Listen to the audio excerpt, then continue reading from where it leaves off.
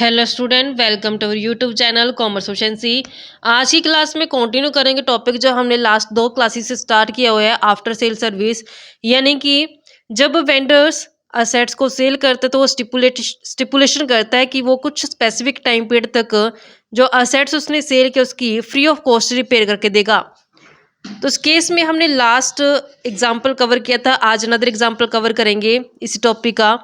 अगर अभी तक आपने लास्ट क्लासेस नहीं देखे ताकि आपकी स्टडी में कंसिस्टेंसी बनी रहे। अगर अभी तक आपने मेरे यूट्यूब चैनल कॉमर्स एफिशिएंसी को सब्सक्राइब नहीं किया, सब्सक्राइब कीजिए और बेल आइकन जरूर प्रेस कीजिए ताकि जब भी मैं वीडियोस अपलोड करूं सबसे पहले नोटिफिकेशन आपके पास जाए, आप वीडियोस को देखकर आपकी स्टडी बूस्ट अप हो। कवर करते हैं एग्जाम्पल की स्टेटमेंट गिवन है कि 1 जुलाई 2013 को जनरेटर है जो सेल किया गया हायर परचेज सिस्टम के अंडर, जिसका कैश प्राइस है 19,000। जो पेमेंट की जानी है 6,000 तो इमीडिएट यानी कि डाउन पेमेंट कर दी जाएगी और 4 फर्दर हाफ ईयरली इंस्टॉलमेंट जो पे की जाएगी। 4 इंस्टॉलमेंट पे करने, 4,000 की एक है तो 16,000 हो गया और 6,000 है जो डाउन पेमेंट कर दी तो टोटल 22,000 है जो हमारे पास हायर परचेज प्राइस हो जाएगा। यहाँ पे एग्रीमेंट किया गया कि जो जनरेटर है उसका मेंटेनेंस किया जाएगा फ्री ऑफ चार्ज 2 साल तक। यानी कि जो हायर वेंडर है वो कहता है कि 2 साल तक है जो जनरेटर की फ्री ऑफ कॉस्ट है जो सर्विस करवा के देगा, यानी कि जो उसकी रिपेयर करवा के देगा। पास्ट एक्सपीरियंस के बेस पे 640 है जो मेंटेनेंस का खर्चा किया जाएगा पहले साल और 1,000 जो दूसरे साल। ये एस्टिमेट किया गया हायर वेंडर द्वारा कि इतना खर्चा है जो रिपेयर का आ सकता है। पहले साल 640 का एस्टिमेशन लगाया और दूसरे साल है जो 1,000 का एस्टिमेशन लगाया कि इतना रिपेयर का खर्चा जो हो जाएगा। जबकि एक्चुअल में जो खर्चे हुए मेंटेनेंस के वो 200, 980 और 400 हुई है फर्स्ट, सेकंड और थर्ड ईयर में। बुक्स जो क्लोज करनी है वो हर साल 31 दिसंबर को करनी है और जर्नल एंट्री पास करनी पड़ेगी बुक्स ऑफ वेंडर और प्रिपेयर करना पड़ेगा मेंटेनेंस सस्पेंस अकाउंट को। तो यहाँ पे अब एक बात ध्यान रखना कि जो जनरेटर सेल किया गया वो 1 जुलाई 2013 को किया गया, जबकि हर साल अकाउंट क्लोज करने हमने 31 दिसंबर को। तो यहाँ पे सबसे पहले हम इंटरेस्ट कैलकुलेट करते हैं क्योंकि इंटरेस्ट की रेट गिवन नहीं है। तो कैसे कैलकुलेट करेंगे, जब हम हायर परचेज प्राइस में से माइनस कर देते हैं कैश प्राइस को तो जो डिफरेंस आएगा वो टोटल इंटरेस्ट का आएगा।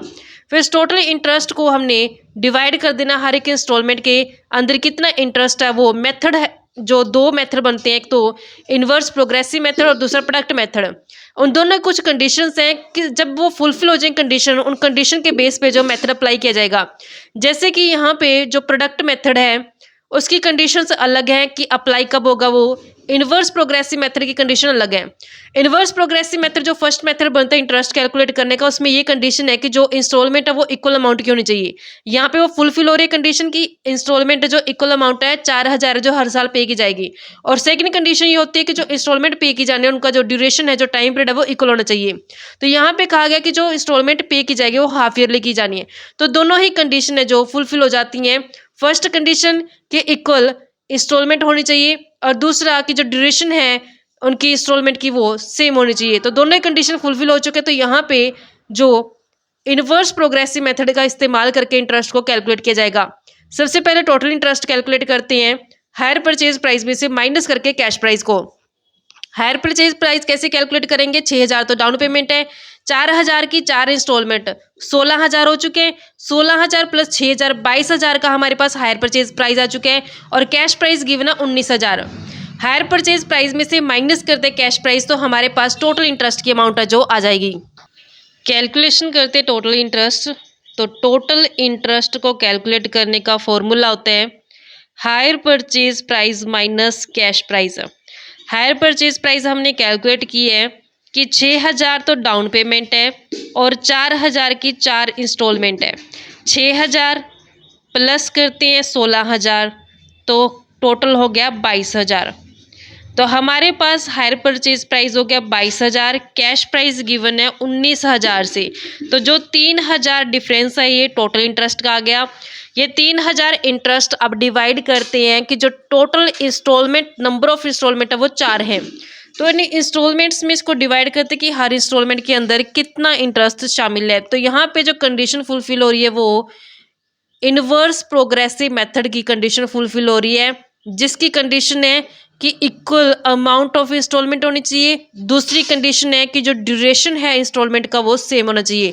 दोनों कंडीशन फुलफिल हो गई। इस कारण से यहाँ पे हम मेथड अडॉप्ट करेंगे इनवर्स प्रोग्रेसिव मेथड, जिसके लिए सबसे पहले हमने इस फर्स्ट कॉलम के अंदर इंस्टॉलमेंट लिखनी है। टोटल 4 इंस्टॉलमेंट है, फर्स्ट, सेकंड, थर्ड और फोर्थ इंस्टॉलमेंट। अब सेकंड में हमने आउटस्टैंडिंग इंस्टॉलमेंट लिखनी है, ये यानी कि रिवर्स ऑर्डर के अंदर हम लिखेंगे 4 3 2 1। रिवर्स ऑर्डर के अंदर क्यों लिखते हैं? रिवर्स ऑर्डर में लिखने का मतलब क्या है कि जो फर्स्ट इंस्टॉलमेंट होते हैं इसके अंदर जो इंटरेस्ट होता है फोर्थ इंस्टॉलमेंट के कंपेरेटिवली वो 4 गुना होता है। सेकंड इंस्टॉलमेंट के अंदर इंटरेस्ट फोर्थ इंस्टॉलमेंट के कंपेरेटिवली 3 गुना होता है। तीसरे इंस्टॉलमेंट में फोर्थ इंस्टॉलमेंट के कंपेरेटिवली इंटरेस्ट 2 गुना होता है। इस कारण से इसे रिवर्स ऑर्डर के अंदर लिखा जाता है। अब इसका रेशियो कैलकुलेट करते हैं। रेशियो कैलकुलेट किया जाएगा। रेशियो में जो इसका टोटल बनता है 10, अब 4/10, 3/10, 2/10 और 1/10 कर देंगे। और इंटरेस्ट कैलकुलेट करने के लिए जो टोटल इंटरेस्ट हमने कैलकुलेट किया यहाँ पे डिफरेंस जो कि हमारे पास बनता है 3000 का, इसे रेशो में डिवाइड कर देते हैं। 3000 का 4/10, 3000 का 3/10, 3000 का 2/10, 3000 का 1/10। तो हमारे पास यहाँ से इंटरेस्ट का जो अमाउंट बनता है 1200, 900, 600 और 300 रुपये से। नेक्स्ट हम वर्किंग नोट प्रिपेयर करते हैं कि मेंटेनेंस के ऊपर कितना खर्च किया गया है। वेंडर ने एस्टिमेशन लगाया था कि 640 रुपये खर्च हो जाएंगे मेंटेनेंस के ऊपर फर्स्ट ईयर में और 1000 रुपये खर्च होंगे सेकंड ईयर में। लेकिन यहाँ पे जो ईयर काउंट किया जा रहा है वेंडर द्वारा वो 1 जुलाई 2013 से स्टार्ट हो रहा है, जबकि एक्चुअल में जो मेंटेनेंस के ऊपर खर्च किया गया है 200, 980, 400 फर्स्ट, सेकंड और थर्ड ईयर में किया गया है। जबकि जो ये ईयर है ये हर साल 31 दिसंबर को क्लोज हो जाता है। अब यहाँ पे दोनों ही ईयर्स जो वेंडर ने अपने पॉइंट ऑफ व्यू से एक्सपेंसेस जो अलॉट किए गए हैं अकॉर्डिंग टू ईयर्स वो अलग ईयर है, यानी कि डेट अकॉर्डिंग अलग है वो, जबकि ईयर जो क्लोज किया जाता है वो अलग डेट को है। तो यहाँ पे 1 जुलाई 2013 से लेकर के 1 जुलाई 2014 का जो एक्सपेंस मेंटेनेंस का जो एस्टिमेट किया गया वेंडर द्वारा वो है 640, जबकि 31 दिसंबर को जो एक्चुअल में एक्सपेंस हो चुका है वो है 200। जिसका वर्किंग नोट समझते हैं। सबसे पहले यहाँ पे जो वेंडर ने एस्टिमेट किया है मेंटेनेंस का वो 1 जुलाई 2013, 1 जुलाई 2013 से 1 जुलाई 2014 फर्स्ट ईयर का उसने एस्टिमेट किया कि मेंटेनेंस के ऊपर 640 रुपये खर्च हो जाएंगे। हर साल जो अकाउंट क्लोज किया जाता है वो किया जाता है 31 दिसंबर को। 1 जुलाई 2013 तो ये 31 दिसंबर 2013 का जो अकाउंटिंग ईयर क्लोज हो चुका है, ये 31 दिसंबर हमने काउंट करना है जो परचेजर है उसके पॉइंट ऑफ व्यू से, जबकि वेंडर ने 1 जुलाई 2013 से लेकर के 1 जुलाई 2014 तक का जो अकाउंटिंग ईयर काउंट किया गया है। तो जो यहाँ पे एस्टिमेशन किया गया मेंटेनेंस का कि वो 640 हो जाएगा, वेंडर द्वारा एस्टिमेट किया गया है। तो अब हमने 640 को इन 2 पीरियड के अंदर डिवाइड कर देते हैं। 1 जुलाई से 31 दिसंबर तक जो मंथ बनते हैं, जुलाई, अगस्त, सितंबर, अक्टूबर, नवंबर और दिसंबर 6 महीने बनते हैं। तो 640 का 6 महीने का और नेक्स्ट ऐसे ही 31 दिसंबर 2013 से लेकर के 1 जुलाई 2014 तक भी 640 का 6 महीने का हम करेंगे। तो हमारे पास 320 और 320 रुपया जो बनता है। ये फर्स्ट ईयर कंप्लीट हो चुके हैं। अब सेकंड ईयर का एस्टिमेशन लगाया वेंडर ने कि जो सेकंड ईयर मेंटेनेंस के ऊपर खर्च किए जा सकते हैं वो 1000 रुपये हैं। तो 1 जुलाई 2014 से लेकर के 1 जुलाई 2015 तो यहाँ पे एस्टिमेशन किया गया है वेंडर द्वारा कि टोटल 1000 रुपये जो मेंटेनेंस के ऊपर खर्च हो जाएंगे। जबकि अगर हम अकाउंटिंग ईयर क्लोज करते हैं 31 दिसंबर 2014 को अकाउंटिंग ईयर क्लोज हो जाएगा। तो यहाँ से यहाँ तक हमारे पास कितने महीने बनेंगे? जुलाई, अगस्त, सितंबर, अक्टूबर, नवंबर, दिसंबर, 6 महीने। तो इसको हमने 1000 को डिवाइड कर देना है 6 महीने के हिसाब से और ऐसे 6 महीने बाकी वाले 1000 का 6 महीने का। तो यहाँ पे 500 इसके हो जाएंगे, 500 इसके हो जाएंगे। हमने जो 31 दिसंबर के हिसाब से इसलिए मैंने इसको डिवाइड किया है एस्टिमेट मेंटेनेंस खर्चे को, ताकि मैं जो एक्चुअल में मेंटेनेंस का खर्चा है उसके साथ इसका कंपैरिजन कर सकूं। क्योंकि जब एक्चुअल में मेंटेनेंस का जो खर्चा किया गया वो अकाउंट के क्लोज होने पर किया गया, जो अकाउंट क्लोज किया जाता है वो हर साल 31 दिसंबर को कर दिया जाता है। इस कारण से मैंने इन एस्टिमेशन खर्चों का डिवाइड कर लिया, क्योंकि ये यहाँ से लेकर के यहाँ तक ईयर जो काउंट किया जाता है 1 जुलाई 2013 से 1 जुलाई 2014 तक ये ईयर काउंट किया गया है वेंडर द्वारा।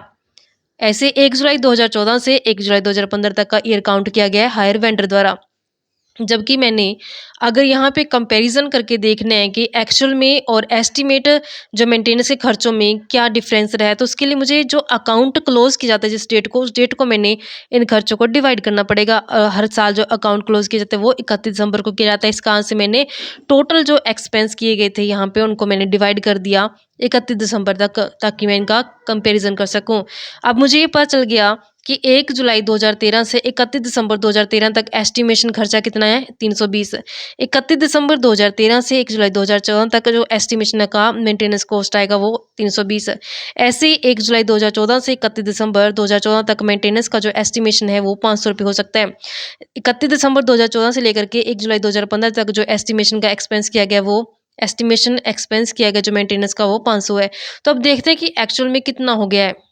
जो एक्चुअल में मेंटेनेंस के ऊपर खर्च किए गए हैं 200, 980, 400, ये फर्स्ट ईयर, सेकंड ईयर और थर्ड ईयर के हैं जो ईयर क्लोज किया जाता है 31 दिसंबर को।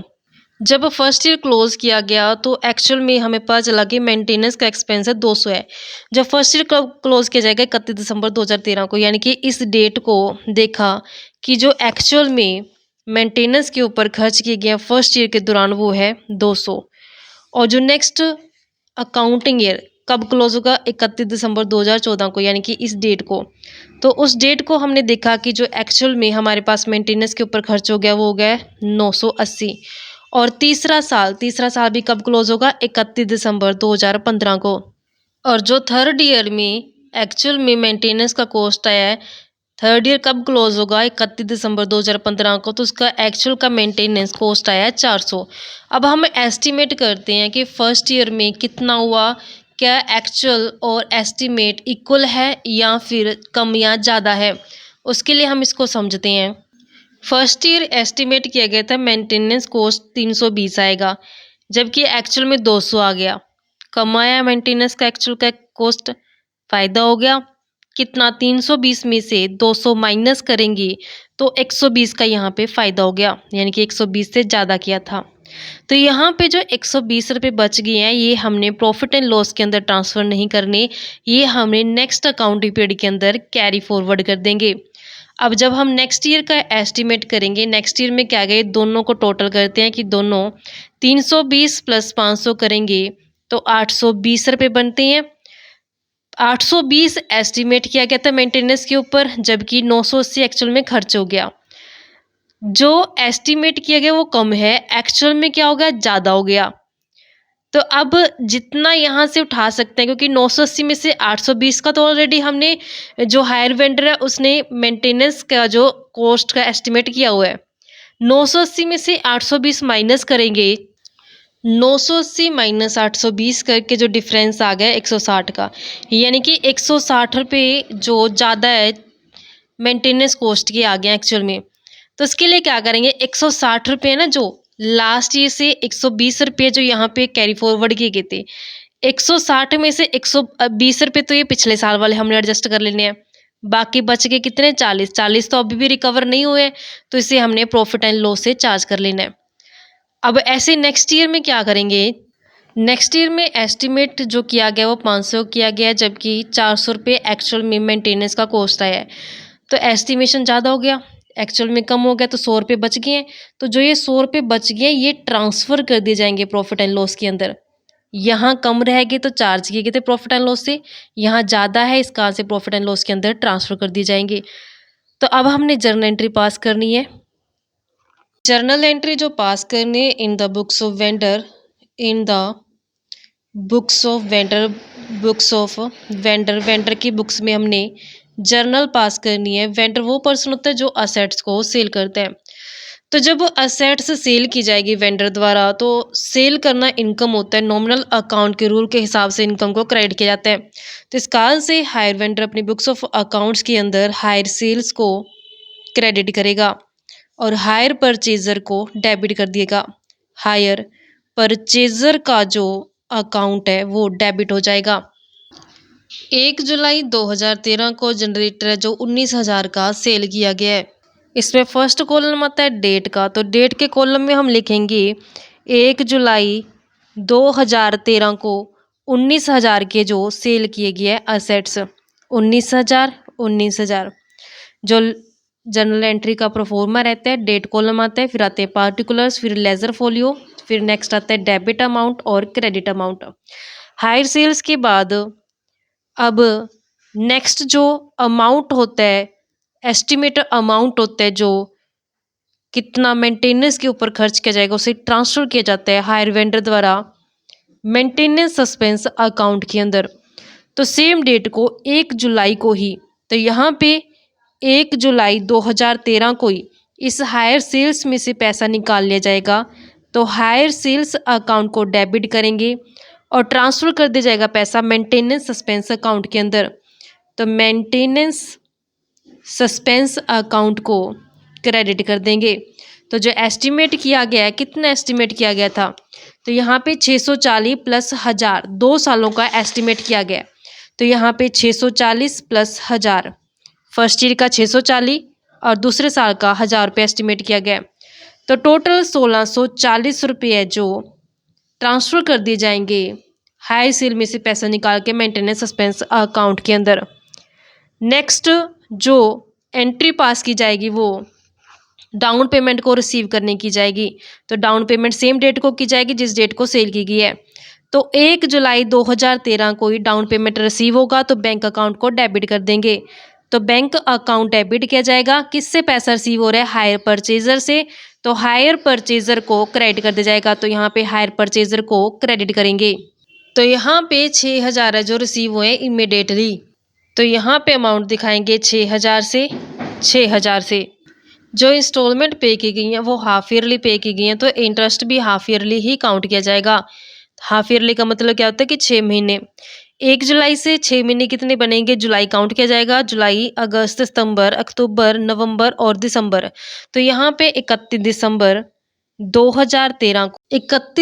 2013 को जब इंटरेस्ट ड्यू किया जाएगा उसके लिए जर्नल एंट्री पास करेगा हायर वेंडर अपनी बुक्स ऑफ अकाउंट्स के अंदर।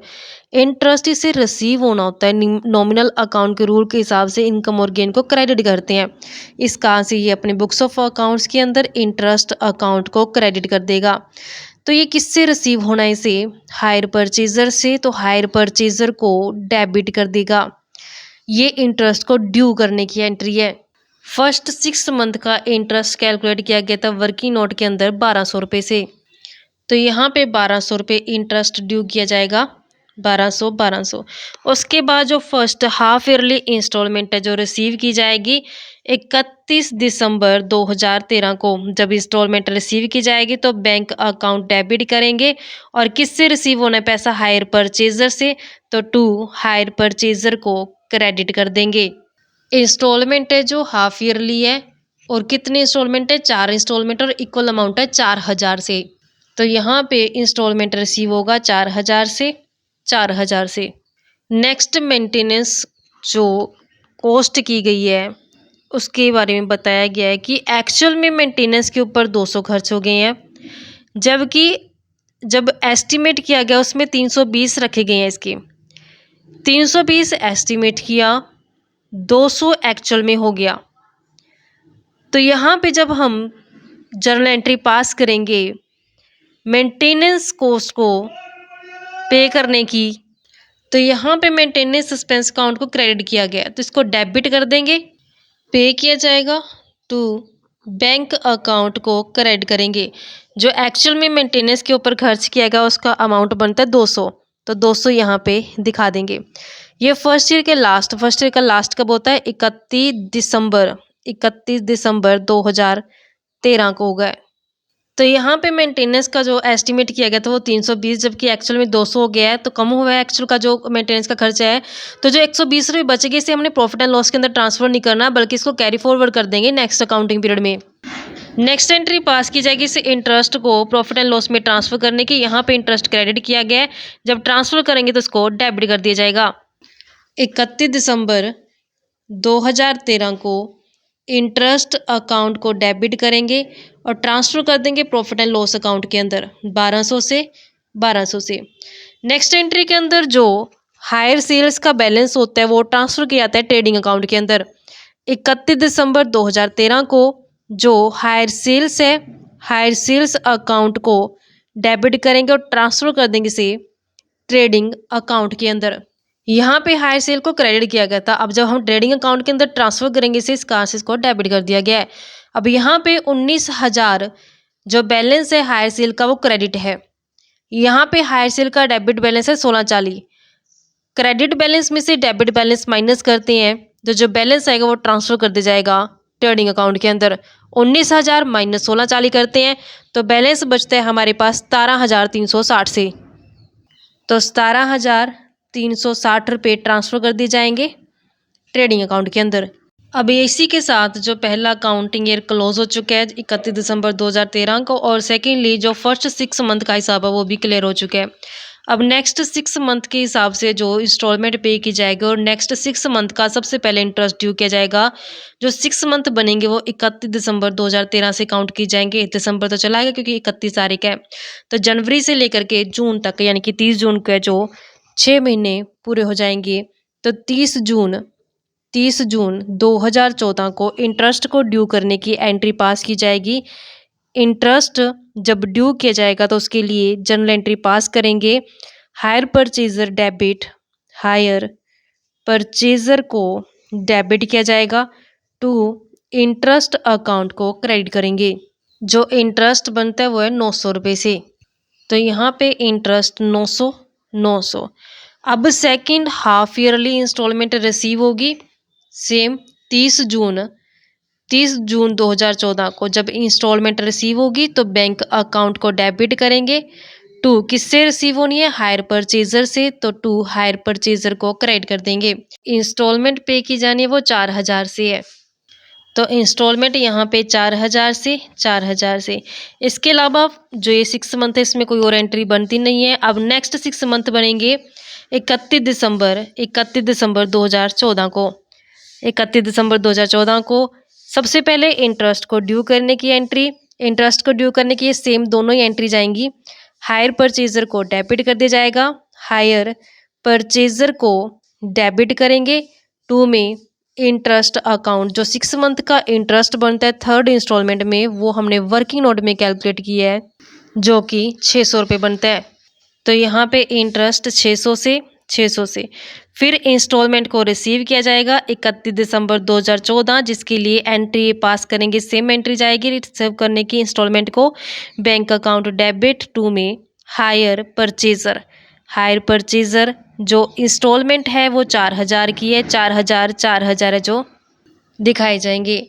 अब जो ये अकाउंटिंग ईयर क्लोज हो गया तो पता चला कि 31 दिसंबर 2014 को जो मेंटेनेंस खर्च हुआ है वो हमने स्टेटमेंट के अंदर देखा था। जो एक्चुअल में मेंटेनेंस का खर्चा है वो है 980 रुपये से।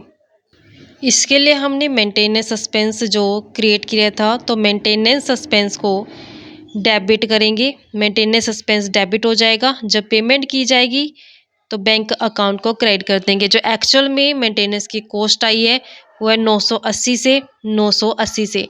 अब हम एस्टिमेट और एक्चुअल की जो मेंटेनेंस खर्च किया गया उसको कंपेयर करते हैं।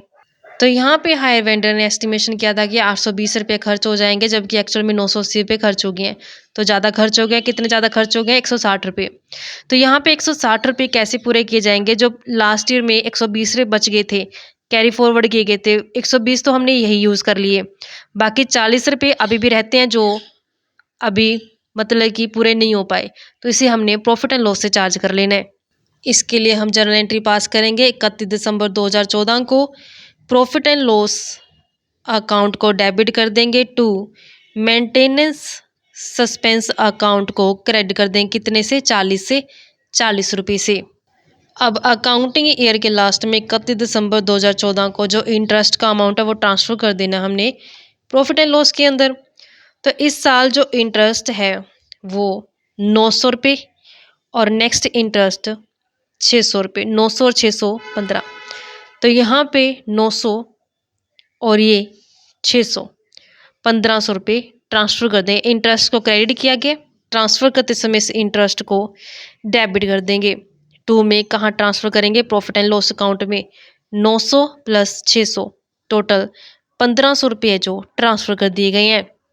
इसी के साथ ये अकाउंटिंग पीरियड क्लोज हो जाता है। अब नेक्स्ट अकाउंटिंग पीरियड है जो, यानी कि जो इंस्टॉलमेंट 6 मंथ ले तो 6 मंथ के हिसाब से काउंट करेंगे। 31 दिसंबर 2014 को ये क्लोज हो चुका है। 6 मंथ बनेंगे 30 जून 2015 को। सबसे पहले इंटरेस्ट ड्यू किया जाएगा, जो कि वर्किंग नोट की हेल्प से हमने कैलकुलेट किया है 300 से। 30 जून 2015 को 30 जून 2015 को इंटरेस्ट को ड्यू करने की जर्नल एंट्री पास की जाती है। हायर परचेजर डेबिट किया जाता है। 2 में इंटरेस्ट अकाउंट को क्रेडिट करेंगे। अमाउंट इंटरेस्ट का 300 से 300 से। इंटरेस्ट के बाद इंस्टॉलमेंट रिसीव की जाएगी 30 जून 2015 को, जिसके लिए जर्नल एंट्री पास करेंगे। बैंक अकाउंट डेबिट किससे रिसीव होने है इंस्टॉलमेंट? हायर परचेजर से। हायर परचेजर को क्रेडिट कर देंगे। इंस्टॉलमेंट है वो 4000 से है, तो ये लास्ट इंस्टॉलमेंट, क्योंकि 4 इंस्टॉलमेंट है जो 6 मंथली पे की गई हैं, तो ये लास्ट इंस्टॉलमेंट बनती है। अब थर्ड ईयर में एस्टिमेट किया गया कि मेंटेनेंस के ऊपर 500 खर्च होंगे, जबकि एक्चुअल में कितने खर्च होंगे? 400। तो अब हमने क्या करना है, मेंटेनेंस सस्पेंस काउंट को डेबिट करेंगे और पेमेंट कर देंगे जो एक्चुअल में मेंटेनेंस के ऊपर खर्च हो चुका है अमाउंट 400 से। तो जो एक्चुअल में हमें मेंटेनेंस के ऊपर कितना खर्च हो ये पता चलता है जब अकाउंट क्लोज होता है, यानी कि लास्ट में पता चलता है हमें। ये अकाउंट क्लोज होगा 31 दिसंबर 2015 को, तो 31 दिसंबर 2015 को हमने यहाँ पे दिखा देना है। अब नेक्स्ट हमने क्या करना है कि देखा कि 500 रुपये एस्टिमेशन किया गया था, जबकि एक्चुअल में 400 रुपये है जो मेंटेनेंस का एक्चुअल में खर्चा होगा। 100 रुपये बच गए, तो जो 100 रुपये बच गए हैं उसे हमने प्रॉफिट एंड लॉस अकाउंट के अंदर ट्रांसफर कर देना। उसके लिए जर्नल एंट्री पास करेंगे। Maintenance suspense account debit to profit and loss account के नाम से, ये अकाउंटिंग ईयर के लास्ट में करेंगे। और अकाउंटिंग ईयर के लास्ट में जो ये इंटरेस्ट है जो क्रेडिट किया गया इसे ट्रांसफर कर देंगे प्रॉफिट एंड लॉस के अंदर, जिसके लिए जर्नल एंट्री पास की जाएगी। Interest account debit to profit and loss account के 300 रुपये। अब इसके बाद हमने मेंटेनेंस सस्पेंस अकाउंट ओपन करना है। डेबिट साइड होती है, credit side. First column date का पार्टिकुलर्स और अमाउंट, ऐसे क्रेडिट साइड पे डेट, पार्टिकुलर्स और अमाउंट आते हैं। जिन भी जर्नल एंट्रीज के अंदर मेंटेनेंस सस्पेंस अकाउंट ओपन किया गया है उसकी सबकी हमें लेजर पोस्टिंग करनी है। 1 जुलाई 2013 को मेंटेनेंस सस्पेंस अकाउंट को क्रेडिट किया गया। लेजर पोस्टिंग करते समय अकाउंट की क्रेडिट साइड पे बाय हायर सेल्स के नाम से 1640 रुपये। क्रेडिट साइड पे दिखाएंगे 2013 की 1 जुलाई को बाय हायर सेल्स अकाउंट के नाम से 1640 रुपये। 31 दिसंबर 2013 को मेंटेनेंस सस्पेंस अकाउंट डेबिट किया गया। लेजर पोस्टिंग करते समय अकाउंट की डेबिट साइड पे टू बैंक अकाउंट के 200 पोस्ट करेंगे। अकाउंट की डेबिट साइड पे 2013 के 31 दिसंबर को टू बैंक अकाउंट के नाम से दिखाएंगे 200 रुपये। अब इसी के साथ ये अकाउंटिंग पीरियड क्लोज हो जाता है 1640, और ये भी 1640 बैलेंसिंग फिगर आएगी 1440 रुपये से। ये बैलेंस सीडी है, टू बैलेंस सीडी के नाम से दिखाएंगे 31 दिसंबर 2013 का। यही बैलेंस नेक्स्ट अकाउंटिंग पीरियड का ओपनिंग बैलेंस हो जाएगा। ओपनिंग बैलेंस 2014 की 1 जनवरी को बाय बैलेंस बीडी के नाम से दिखाएंगे 1440 रुपये। नेक्स्ट अकाउंटिंग पीरियड 31 दिसंबर 2014 को मेंटेनेंस सस्पेंस अकाउंट को यहाँ पे डेबिट किया गया है। लेजर पोस्टिंग करते समय अकाउंट के डेबिट साइड पे टू बैंक अकाउंट के 980 दिखाएंगे। डेबिट साइड पे 31 दिसंबर 2014 को टू बैंक अकाउंट के नाम से दिखाएंगे 980 रुपये। नेक्स्ट एंट्री मेंटेनेंस सस्पेंस को क्रेडिट किया गया। लेजर पोस्टिंग करते समय अकाउंट के क्रेडिट साइड पे बाय प्रॉफिट एंड लॉस के नाम से 40 रुपये। क्रेडिट साइड पे 31 दिसंबर 2014 को by profit and loss account के नाम से 40 रुपये। इसी के साथ ही अकाउंटिंग ईयर क्लोज हो जाता है। टोटल 1480 माइनस करके 980, 500 रुपये बैलेंसिंग फिगर। ये balancing figure to balance CD के नाम से दिखाएंगे। जो डेट बनेगी इसकी अकाउंटिंग क्लोज होगा 2014 की 31 दिसंबर को, तो ये 31 दिसंबर 2014 को क्लोजिंग बैलेंस है। नेक्स्ट अकाउंटिंग पीरियड 2015 की 1 जनवरी को यही बैलेंस ओपनिंग हो जाएगा बाय बैलेंस बीडी के नाम से दिखाएंगे 500 रुपये से। नेक्स्ट 31 दिसंबर 2015 को मेंटेनेंस एक्सपेंस को डेबिट किया गया। लेजर पोस्टिंग करते समय अकाउंट की डेबिट साइड पे टू बैंक अकाउंट के 400 दिखाएंगे। डेबिट साइड पे 31 दिसंबर 2015 को टू बैंक अकाउंट के नाम से दिखाएंगे अमाउंट 400 रुपये से।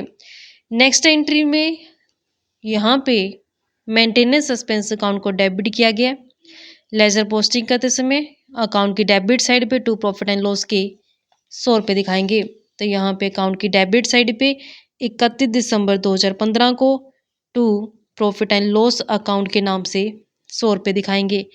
400 प्लस 100 500 और यहाँ पे भी क्लोज करेंगे, टोटल बनता है क्रेडिट साइड का भी 500। इस तरीके से हमारे पास ये अकाउंट क्लोज हो जाता है। इसी के साथ ये सम भी कंप्लीट होता है। आई होप बच्चों के आपको क्लियर हो गया है। नेक्स्ट क्लास में कवर करेंगे repossession of goods due to non payment of instalment with example cover करें इस कंसेप्ट को। ऐसी रेगुलर क्लासेस के लिए आप मेरे यूट्यूब चैनल कॉमर्स एफिशिएंसी को सब्सक्राइब, लाइक और शेयर करें। बेल आइकन जरूर प्रेस करें ताकि जब भी मैंने वीडियोस अपलोड करूं सबसे पहले नोटिफिकेशन आपके पास जाए। आप वीडियोस को देखकर आपकी स्टडी बूस्ट अप हो।